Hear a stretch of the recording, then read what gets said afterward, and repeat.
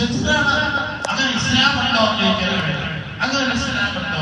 അങ്ങനെ തന്നെ ഇസ്ലാം ഉള്ളത്. യുദ്ധത്തിന് പോവാത്ത 3 സഹാബിമാരെ പറ്റി സൂറത്തുൽ തൗബ പറയുന്നുണ്ട്. സൂറത്തുൽ തൗബയിൽ വഅല സലാസത്തിൽ ലദീന ഖുലിഫു ഹബീബായ മുത്തനബി തബൂക്കിലേക്ക് യുദ്ധത്തിന് പോവാൻ എല്ലാവരും ഒരുങ്ങിക്കൊള്ളണമെന്ന് പറഞ്ഞപ്പോഴേ ഒരുങ്ങി തീരാതെ യുദ്ധത്തിന്റെ കൂടെ പോവാൻ കഴിയാത്ത 3 സഹാബികളോട് അവരോട് മിണ്ടാൻ പാടില്ല, സലാം പറഞ്ഞാൽ മടക്കാൻ പാടില്ല, അവരുമായിട്ട് ഒരു സഹകരണവും പാടില്ല എന്ന് തീരുമാനമെടുത്തു.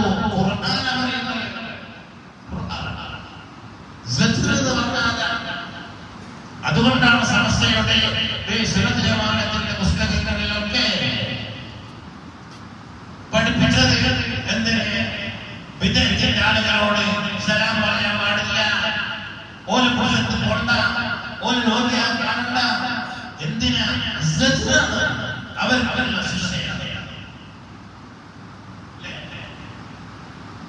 ഒരു സഹപാഠിയെ അടിച്ചു കൊന്ന 5 ആളുകളെ പരീക്ഷ എഴുതിയപ്പോൾ ആ കുഞ്ഞിന്റെ വാപ്പ പൊട്ടിക്കരുത് പറഞ്ഞില്ലേ, ഈ വർഷം തന്നെയെങ്കിലും അതിന് അനുവദിക്കാതിരുന്നെങ്കിൽ ഒരു ചെറിയ സമാധാനം, ഒരു ശിക്ഷ അത് കൊടുക്കാൻ കഴിഞ്ഞില്ല.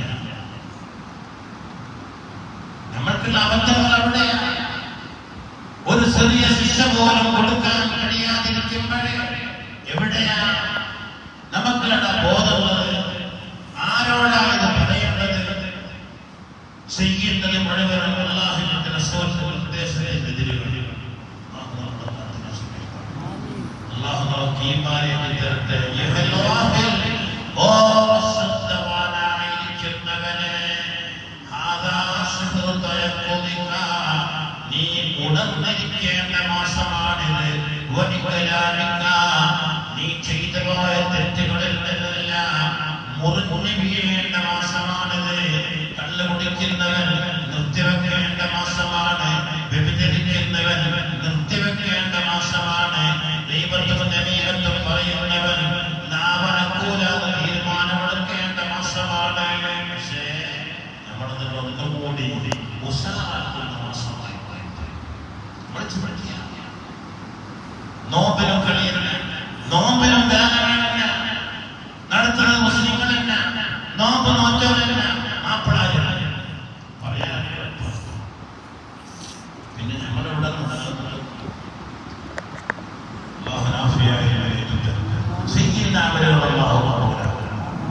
ഈ ആയത്തിൽ വലിയൊരു പാട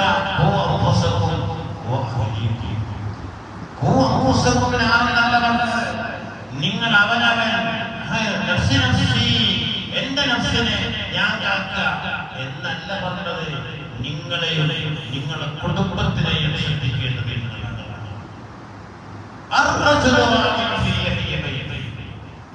ഒരു ഭാര്യയെയും മക്കളെയും നിയന്ത്രിക്കേണ്ടതും ശ്രദ്ധിക്കേണ്ടതും നേരെ നടത്തേണ്ടതും ആണായ ഭർത്താവാണ്. നടത്താൻ കഴിയുന്നില്ലെങ്കിൽ നീ ആണല്ല നൃത്തം, ആണത്തമില്ല. ഖുർആനും ഹദീസും നമ്മളൊക്കെ വളരേണ്ട സമയം, വളരേണ്ട സമയം. നമ്മളെ മക്കളെയെങ്കിലും നമ്മൾ പഠിച്ചെടുത്തെടുക്കുന്ന അവസ്ഥ വരുന്നില്ലെങ്കിൽ വേറൊരാളാക്കാൻ മുസ്ലിമായ നബിതങ്ങളെ കൊല്ലാൻ പോകുമ്പോഴല്ലേ നബിതങ്ങളെ കൊല്ലാൻ പോകുമ്പോഴാണ് വഴിയിൽ വെച്ച് തടഞ്ഞു നിർത്തിയവരാണ് ചോദിച്ചത്, എവിടെയൊക്കെ എന്തിന് കൊല്ലണം? ഞാൻ മുഹമ്മദിനെ കൊണ്ട് വിശ്വസിന്റെ പെങ്ങളും ഭർത്താവും ഓനെ ശരിയാക്കി, അവരെ ശരിയാക്കി. എന്നിട്ട് ആ മുഹമ്മദിന്റെ വലിയ കളിക്കുന്നത് അത് അവന്റെ കുടുംബം നന്നാക്കുന്നത്. അതിനെ ചൂടാക്കിയായി ഒരു പിടിച്ച വാടുവായി ചെന്നോ സഹോദരിയുടെ വീട്ടിലേക്ക് വരുന്നത് കണ്ടെത്തുന്ന സഹോദരിക്കറിയ നമ്മുടെ കാര്യം പോയി. പക്ഷേ ആ സമയത്ത് സഹോദരി അന്നിറങ്ങിയ ഖുർആന്റെ ലഫ്ളുകൾ പദങ്ങൾ ഓതിക്കൊണ്ടിരിക്കുകയാണ്. അതിന് കാരണമായി ആ ഖുർആനിന്റെ പദങ്ങൾ ഉമർ ഖത്താബ് തങ്ങളെ ശരീരം തറച്ചപ്പോൾ മനസ്സംഗമായി ആദ്യം പറഞ്ഞത് നീ ഓതിക്കൊണ്ടിരിക്കുന്നുണ്ട്. അപ്പോൾ അവര് പറഞ്ഞു തരാൻ പറ്റില്ല, കുളിച്ച് ശുദ്ധിയായി വൃത്തിയായി വരുന്നവർക്ക് ഇത് തരാൻ പാടുള്ളൂ. അനുസരിച്ച് ആ അനുസരണത്തിന് ഈ ആയത്തുകൾ ഉമറിന്റെ കൽപ്പിലേക്ക് കയറി. എവിടെയാണ് പ്രവാചകനുള്ളത്? അവിടേക്ക് പോവുക. പിന്നെ ഇതേ ശരീരത്തിൽ വരുന്നേരം പലരും കാണുന്ന ഉമർന്ന് വരുന്ന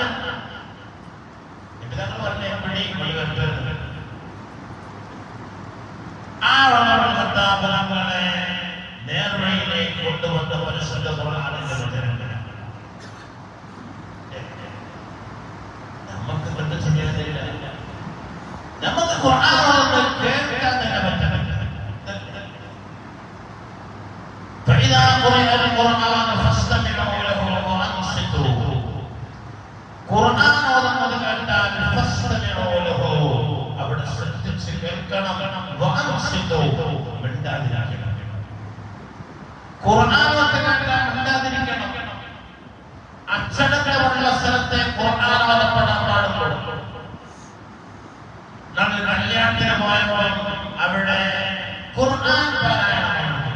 സാധാരണ രണ്ട് പൊട്ടിപ്പാട്ടും മ്യൂസിക്കും ഒക്കെയാണ് നടത്തുന്നത്. പക്ഷെ കല്യാണത്തിന് പോയപ്പോൾ എന്റെ അനുഭവത്തിലുണ്ടായതാ അവിടെ ഖുർആൻ ഓതപ്പെടുന്നു. സംസാരം അത് ശ്രദ്ധിക്കുന്നുണ്ട്. ഞാൻ അവിടെ നിന്നോട് പറഞ്ഞു ഖുർആൻ നല്ലതല്ല, പക്ഷേ അത് ശ്രദ്ധിക്കപ്പെടാതെ സംസാരം അതിനേക്കാൾ കൂടിയാൽ ഖുർആനിനോടുള്ള ബഹുമാനം നഷ്ടപ്പെടും. ആ നഷ്ടപ്പെടുത്തുമ്പോൾ പാട്ട് പാടുന്നതിനേക്കാൾ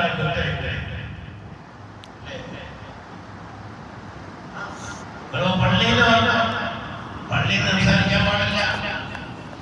പള്ളി സംസാരിച്ചാൽ അധികം കഴിയുമാണെങ്കിലും 40 കൊല്ലത്തെ അമല് പൊളിച്ചു പോകുന്നത് പള്ളിയിൽ സംസാരിക്കാൻ. ഫോണ് പള്ളിയിൽ നിന്ന് പുറത്തു പോകണം, പള്ളിയിൽ നിന്ന് എടുത്തിട്ട് സംസാരിക്കാൻ പാടില്ല. എന്റെ അപ്പൊ പിന്നെ പള്ളിയിൽ കയറാതെ കണ്ടെന്ന് ഞാൻ തന്നെ നല്ലത്.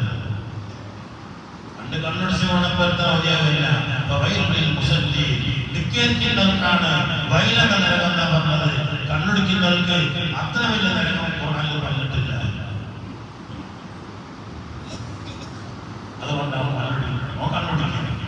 കുറെ ആള് തലേ കണ്ടിട്ട് നിൽക്കാൻ പോലെ ഒന്ന് വൈലാണ്. അതിനൊക്കെ തോന്നാൻ ആളുണ്ട്, പഠിക്കാൻ ആളുണ്ട്, പഠിപ്പിക്കാൻ ആളുണ്ട്, ചോദിക്കാൻ ആളുണ്ട്. മനുഷ്യന്റെ വിശ്വാസം തെറ്റിക്കാൻ പറ്റുന്ന രീതിയിലുള്ള ചോദ്യങ്ങളൊക്കെ നമ്മുടെ കയ്യിൽ ഇത്തരങ്ങളാണ്.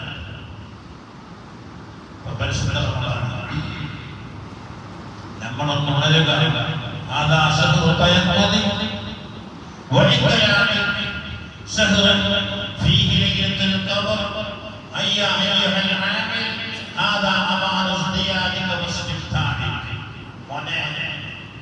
നമ്മൾ ഈ ഇരിക്കുന്ന ആളുകളോടൊക്കെ ചോദിക്കും, ഇരിക്കുന്ന ആളുകളോട് പരിശുദ്ധ റമദാനായാൽ ശഅബാനിൽ ചെയ്യാത്ത എന്ത് അമലാണ് നമ്മൾ അധികം ചെയ്യാൻ തുടങ്ങിയത്?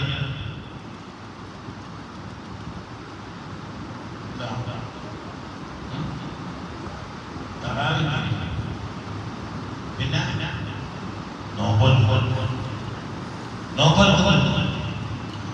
അത് രണ്ടും റമദാനിലുള്ള സ്പെഷ്യൽ വിഭവങ്ങളാണ്.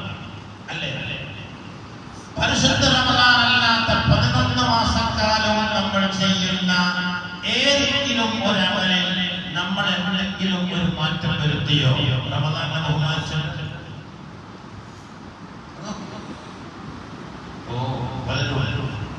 11 മാസം ഖുർആൻ തൊടാത്ത 11 ഖുർആൻ ഓതാൻ പറഞ്ഞു.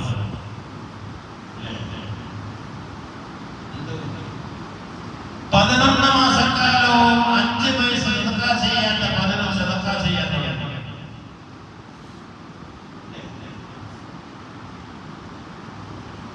നമ്മൾ ചെയ്യേണ്ട അങ്ങനെ